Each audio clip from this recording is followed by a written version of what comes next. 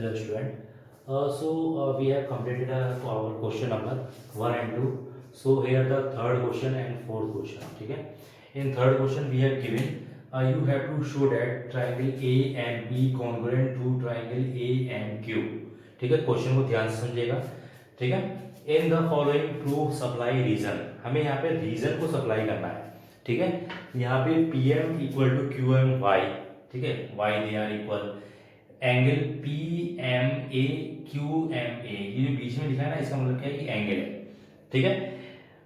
Third में लिखा है A M equal to A M and fourth में लिखा है triangle A M P congruent to triangle A M Q.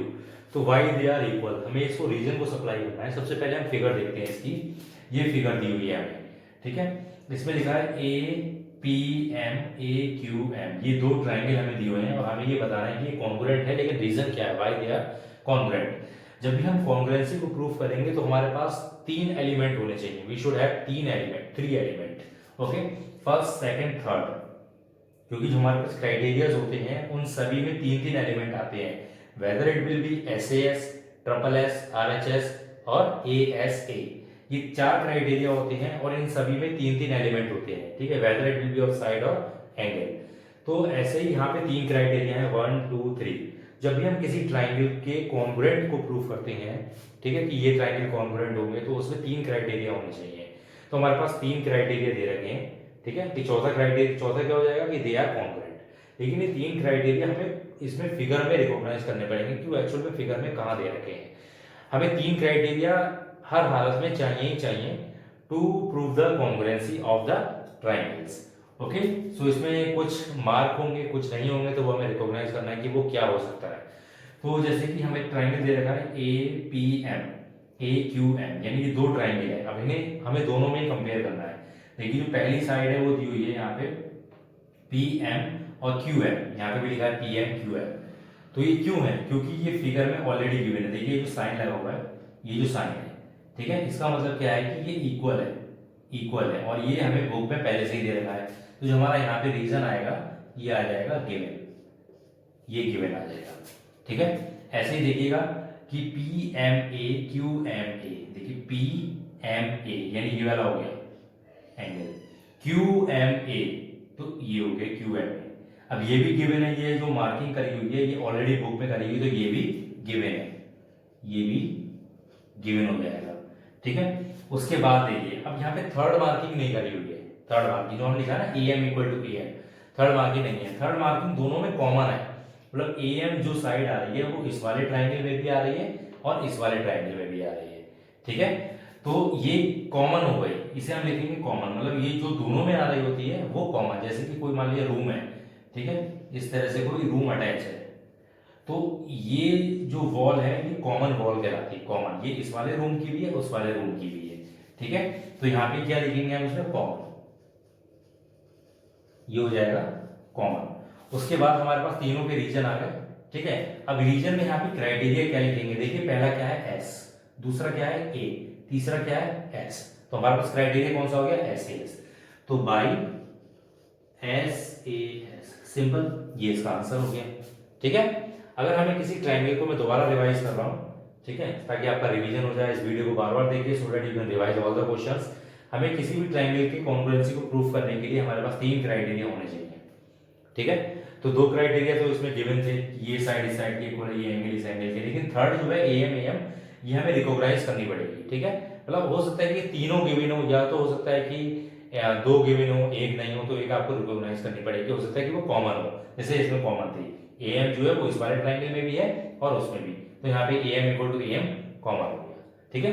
और SAS कैसे लिखा मैंने? ये S है, ये A है, ये S है. ठीक है. तो SAS क्राइटेरिया हो गया. Okay. So this was the third question. Now fourth one. देखिए फोर्थ वन में एक ट्राइंगल है ABC जिसमें ABC दिया हुआ है. ठीक है. 30 40 एंड 110. एक दूसरा ट्राइंगल है जिसमें दिया हुआ है PQR P30 Q40 और R110. तो एक स्टूडेंट ने यहाँ पे रिकॉग्नाइज किया कि दोनों एंगल इक्वल है. मतलब A इसके बराबर है, B Q के बराबर है और C जो है वो R के बराबर है. तो जब टीचर ने उससे पूछा कि कौन सा क्राइटेरिया लगेगा, तो उसने झट से आंसर दे दिया कि ट्रिपल A क्राइटेरिया लगेगा यहाँ पे. ठीक है. तो ये जो ट्रिपल A क्राइटेरिया होता है ये होता ही नहीं है, फॉलो नहीं होता है। क्यों फॉलो नहीं होता है, मैं आपको उसका भी रीजन बताता हूँ। जैसे आपने आगरा में ताजमहल देखा होगा, वो बहुत बड़ा होता है, ठीक है, इस तरह से काफी बड़ा होगा, ठीक है। जैसे कि सपोज करते हैं कि कोई भी चीज है, जैसे ताजमहल मैंने आपसे कहा ना, ठीक है, तो ताजमहल एक बहुत बड़ा होता है आगरा में, और एक छोटा छोटा ताजमहल जो है वो शॉप पे मिलता है, ठीक है। तो उन दोनों में काफी कंपेयर, मतलब जो उनका जो काफी अंतर है, काफी डिफरेंस है उनके बीच। ये एक तो बड़ा ताजमहल है, एक छोटा ताजमहल है, ठीक है। तो ऐसी बहुत सारी चीजें होती है, मान लीजिए एक लाइन ये है, एक लाइन ये है, तो ये दोनों सिमिलर है, देख तो एक जैसे नहीं है, लेकिन इसका साइज अलग है, इसका साइज अलग है, ठीक है। तो यहाँ पे साइज मैटर कर जाता है। तो जैसे भी ये जो एंगल्स दिए हुए हैं हमें, तो एंगल्स तो हो सकता है कि वो ट्राइंगल इस वाले के भी हो सकते हैं, ये 30, 40, 110 हो सकता है। यही एंगल, ये एबीसी मान लिया, हम इसको लिख लेते हैं एबीसी, और यही जो एंगल्स हैं वो पी क्यू आर के भी हो सकते हैं, ठीक है। तो इसके एंगल और इसके एंगल तो बिल्कुल सिमिलर है, लेकिन क्या ये दोनों साइज में बिल्कुल सेम है, डिफरेंट है ना। तो इसलिए ये दोनों जो ट्राइंगल होते हैं ना, ऐसे ट्राइंगल्स को हम सिमिलर बोलते हैं, सिमिलर, सिमिलर ट्राइंगल, ठीक है। तो यहाँ पे जो ट्राइंगल होंगे वो कॉन्ग्रुएंसी का क्राइटेरिया ट्रिपल ए नहीं होगा, बल्कि इज ही जस्टिफाइड वाई और वाई नॉट। तो हमें सीधे सीधे जो इसका आंसर है वो इस तरह से लिखना है। समझ में आ रहा है ना कि सिमिलर ट्राइंगल और कॉन्ग्रुएंट ट्राइंगल में क्या डिफरेंस हुआ। कॉन्ग्रुएंट का तो मतलब हो गया कि वो दोनों बिल्कुल एक जैसे होंगे, कॉन्ग्रुएंट का मतलब होगा कि वो दोनों बिल्कुल एक जैसे हैं। और सिमिलर का मतलब क्या होगा कि एक बड़ी कोई फिगर होगी और एक कोई छोटी सी फिगर होगी, लेकिन उनकी जो एंगल है वो बिल्कुल एक जैसे होंगे। तो इसीलिए यहां पे लिखा है ही इज ही जस्टिफाइड, तो यहां पे लिखेंगे no, he is not justified, ठीक है। वाई और वाई नॉट, बिकॉज ट्राइंगल्स, ठीक है, मे बी सिमिलर, ठीक है, इस तरह से हो जाएगा सिमिलर। ओके, सो ये जो ये क्वेश्चन समझ में आ गया होगा आपको, ट्राइंगल और ये इन दोनों में क्या क्या डिफरेंस होता है। इसके ट्राइंगल के एंगल अगर इक्वल है तो उसमें कोई क्राइटेरिया, यानी जो ट्रिपल जो क्राइटेरिया है वो कोई क्राइटेरिया नहीं होगा, ठीक है। तो ये ट्राइंगल जो है वो सिमिलर भी हो सकते हैं, they can be similar also. Okay, thank you. Hello student. Now this is the question number 5th we have given. We have to write down in the figure two triangles are congruent, corresponding parts are marked. Write down this. ठीक है, हमें RAT का congruent part लिखना है कि what will be the congruent triangle to RAT. RAT हमें इसका congruent part लिखना है। एक ट्रायंगल, दो ट्रायंगल दिए हैं, हमें इन दोनों में कंपैरिजन करना है और इसकी मार्किंग करी हुई है ऑलरेडी। ये दो साइन 1 1, और ये जो एंगल दिए हुए हैं, ये एंगल है, ये सब मार्किंग करी हुई है, ठीक है। इसका मतलब क्या है कि जो आर एंगल है वो किसके बराबर होगा, यहाँ पे डब्ल्यू के बराबर होगा, क्योंकि यहाँ पे सिंगल, यहाँ पे भी सिंगल मार्किंग है। तो हमें इस ट्रायंगल का कॉन्ग्रुएंट लिखना है, RAT कॉन्ग्रुएंट, ठीक है। यहाँ पे हम देखेंगे आर आ रहा है, देखिए आर पे कितनी सिंगल मार्किंग करी हुई है, और यहाँ पे किस पे सिंगल मार्किंग है, डब्ल्यू पे, एंगल पे। तो सबसे पहले ट्रायंगल, फिर लिखेंगे हम डब्ल्यू, उसके बाद देखेंगे ए पे कितनी मार्किंग है, 2, एंगल पे 2 मार्किंग करी हुई है, और 2 मार्किंग ओ पे करी है, और लास्ट में क्या बचा टी। तो this is the congruent triangle, ठीक है। वैसे तो यहाँ पे कई सारे ट्रायंगल हो सकते हैं, जैसे NOW WNO WONO, लेकिन उनमें से जो एग्जैक्ट ट्रायंगल होगा वो कौन सा होगा वो हमें यहाँ पे लिखना है, ठीक है। और वो हम कैसे लिखेंगे, हमें एक ट्रायंगल दे रखा होगा, हम उसको कंपेयर करके दूसरे ट्रायंगल से कंपेयर करेंगे और यहाँ पे ट्रायंगल का नाम लिखेंगे, ठीक है।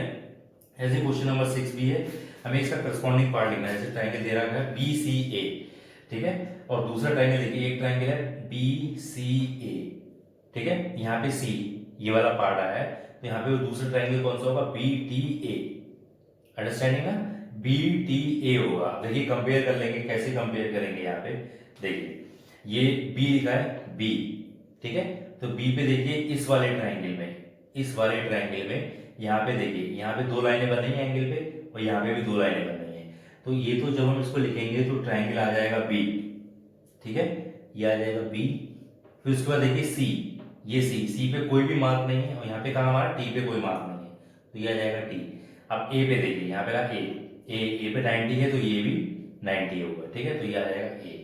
तो ये इस तरह से ट्राइंगल बन जाएगा, यानी बी सी ए जो ट्राइंगल है वो कॉन्ग्रुएंट किसके हो जाएगा, ट्राइंगल बी टी ए के कॉन्ग्रुएंट हो जाएगा, ठीक है। अब चलिए यहाँ पे देखते हैं ट्राइंगल क्यू आर एस, ठीक है। क्यू आर एस किसके कॉन्ग्रुएंट है, कंपेयर करेंगे। ये क्यू लिखा है तो क्यू ये है, ओके। अब क्यू में देखिए यहाँ पे ये मार्किंग करी हुई है, ठीक है, ये मार्किंग यहाँ पे। अब यही वाली जो सेम मार्किंग है वो कहाँ पे है, इस वाले ट्रायंगल में टी पर। तो यहाँ पे हम लिखेंगे टी, ओके। उसके बाद आर, आर पे कितनी मार्किंग है, 2 मार्किंग है, और यहाँ पे पी पर 2 मार्किंग है, ठीक है। तो ये आ जाएगा पी, और एक कौन सा बचा, देखिए 2 ट्रायंगल हो गए हमारे पास। यहाँ पे ऐसे क्यू आर एस, एक ट्रायंगल ये है और दूसरा ट्रायंगल है, कोई भी हम नाम ले सकते हैं अभी, तो क्यू पी टी, ये 2 ट्रायंगल है हमारे पास, ठीक है। लेकिन यहाँ पे एग्जैक्ट क्या लिखना है, that we have to be recognise, ठीक है, फ्रॉम द गिवन ट्रायंगल। ये क्यू आर एस है तो क्यू, क्यू पे कितनी मार्किंग है, सिंगल, तो यहाँ पे टी पे सिंगल है, आर पे डबल है, पी पे डबल है, तो आर के बाद यहाँ पे कितना आएगा, पी। अब एक क्या बचा है यहाँ पे, क्यू, ठीक है। ये ट्रायंगल था हमारे पास ना, ठीक है, टी पी क्यू। तो T P Q is the triangle that is similar, that is congruent to triangle QRS. So this is the question number 5 and 6. You can note down, and if you have any query then you can ask me.